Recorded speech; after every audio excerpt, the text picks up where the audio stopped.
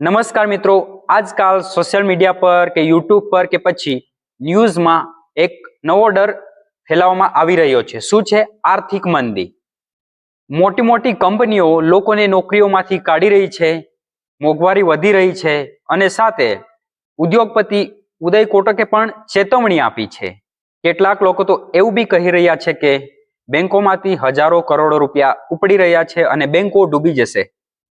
પણ શું આ વાતમાં કોઈ સચ્ચાઈ છે? શું સાચે આપણા પૈસા ડૂબી જશે? આજે આપણે સાચે કોઈ પણ ડર વગર ગણતરીપૂર્વકની અને સાચી સમજૂતી મેળવીશું. ભાઈઓ, વિડીયો પૂરો જોજો. વિડીયોને અંતે હું તમને 3 એવી રીતો બતાવવાનો છું જે તમને કોઈ પણ આર્થિક આવી તંગીમાંથી બચાવી લેવાની છે. તો વિડીયો સ્કીપ ના કરતા. મિત્રો, વિડીયોમાં જે વાત કહેવામાં આવે છે કે મોંઘવારી વધશે, એ વાત અર્થશાસ્ત્ર પ્રમાણે એકદમ સાચી છે. દુનિયામાં ક્યારે પણ યુદ્ધ જેવી પરિસ્થિતિ સર્જે છે ત્યારે આપણે જોઈએ છે કે મધ્ય પૂર્વ દેશોમાં ક્રૂડ ઓઇલ એટલે કે કાચા તેલના ભાવ વધે જ છે.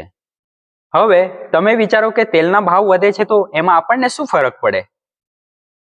ફરક પડે ભાઈઓ, કેમ કે જો ડીઝલનો ભાવ વધી જાય તો ગામડા સુધી જે પણ કંઈ ટ્રાન્સપોર્ટ આવે છે, જે શાકભાજી આવે છે કે કંઈક અનાજ આવે છે કે પછી ફેક્ટરીઓમાંથી કંઈ પણ સામાન આવે છે, એ માટે ઓટોમેટિક મોટી ટ્રકોનું શું થાય છે? ભાડું વધી જાય છે. ટ્રાન્સપોર્ટ મોંઘું થાય એટલે બધી જ વસ્તુઓ મોંઘી થાય છે અને બધી વસ્તુઓ મોંઘી થાય એટલે પછી ખરીદી ઓછી થાય અને ખરીદી ઓછી થાય તો પછી સીધો કંપનીઓનો નફો ઘટે છે અને આ એક ચક્ર છે ને આ એક ચક્ર ચાલતું જ રહે છે. એનાથી સાવચેત રહેવું જરૂરી છે, એનાથી કંઈ ડરી જવાની જરૂર નથી. બીજી એક મોટી અફવા એ છે કે બેંકોમાંથી 61,000 કરોડ રૂપિયા ઉપડી ગયા છે, એના કારણે લોકો ડરી ગયા છે. પણ સાચી વાત તો એ છે કે આ એક બિલકુલ અધૂરી અને ભ્રામક વાત છે. આપણા દેશમાં જ્યારે પણ કોઈ લગ્ન પ્રસંગ હોય કે પછી તહેવારોની સિઝન હોય કે પછી જ્યારે પણ ચૂંટણી હોય ત્યારે રોકડ રૂપિયાની જરૂર પડે છે ને ત્યારે ઘણા બધા લોકો પૈસા ઉપાડે છે. એનો અર્થ એવો નથી કે આપણી બેંક ડૂબી રહી છે. આપણી reserve bank of India RBI એટલી મજબૂત છે કે ભારતીય બેન્કિંગ સિસ્ટમ દુનિયાભરમાં ખૂબ જ સુરક્ષિત માનવામાં આવે છે. એટલે જ હું તમને જાણ કરું છું કે ગભરાઈને સોશિયલ મીડિયા પર ઘણા બધા વાયરલ વિડીયો કે કોઈ પણ ન્યૂઝ જોઈને ગભરાઈને જે બેંકમાં પૈસા જમા કરેલા છે ઉપાડીને ઘરે લાવવાની ભૂલ ક્યારેય નહીં કરતા.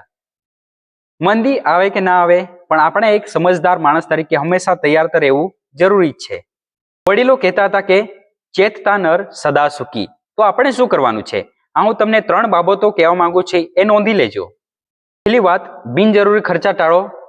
દેખાવ કરવા માટે મોટી લોન લઈને મોંઘા ફોન લેવાનું કે પછી મોંઘી ગાડીઓ લેવાનું ટાળો અને બિનજરૂરી ખર્ચાથી દૂર રહો અને ખર્ચા કરવાનું ટાળો અને સીધી બચત કરવાનું વિચારો. બીજી વાત, ઇમરજન્સી ફંડ બનાવો અને તમારી પાસે રોકડ કે પછી બેંકમાં બચત રાખો, જેથી કરીને ભગવાન ન કરે કે એવી કોઈ મુશ્કેલી આવે જેના કારણે 6 મહિના સુધી તમારું ઘર તમે ચલાવી શકો. ત્રીજી બાબત, એક્સ્ટ્રા ઇન્કમ માટે કમાણીનો નવો રસ્તો શોધો. તમારી પાસે અત્યારે જે જોબ છે એના ભરોસે કે પછી તમારી પાસે જે પણ કંઈ અત્યારે હાલમાં આવકનું સાધન છે એના ભરોસે બેસીને નહીં રહો. તમારી પાસે હાલમાં જે પણ કંઈ કળા છે એનો ઉપયોગ કરો અને ઓનલાઈન કે પછી પાર્ટ ટાઈમ કોઈ પણ જોબ શોધો કે કંઈ પણ નવું કામ કરવાનું શોધો, જેથી કરીને કમાણીનો નવો એક્સ્ટ્રા રસ્તો તમે શોધી શકો અને એના માટે તમારી બીજી પણ ઇન્કમ થોડી ઘણી આવતી રહે. યાદ રાખજો ભાઈઓ, આપણો દેશ અને આપણી અર્થવ્યવસ્થા દુનિયામાં ખૂબ જ ઝડપથી આગળ વધી રહી છે. એટલે સોશિયલ મીડિયા પર ચાલતા વિડીયો જોઈને પેનિક થવાની જરૂર નથી, ખાલી સાવચેત રહેવાની જરૂર છે. એટલે તમને શું લાગે છે, મોંઘવારી આપણને કેવી રીતે અસર કરી રહી છે?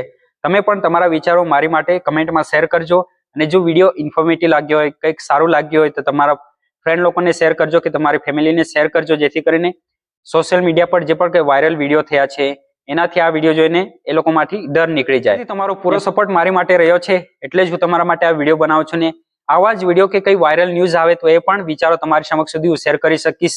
એના માટે તમારો સપોર્ટ જરૂરી છે અને સપોર્ટ કરતા રહેજો. અને હજુ સુધી જેણે પણ મારી ચેનલ સબસ્ક્રાઇબ નહીં કરી હશે કે ફોલો નહીં કર્યું હશે, ફોલો કરતા રહેજો. મળીશું કંઈક આવા જ નવા વિચારો સાથે આગલા વિડીયો સુધી. તમારું પોતાનું ધ્યાન રાખજો. જય હિન્દ, જય ભારત.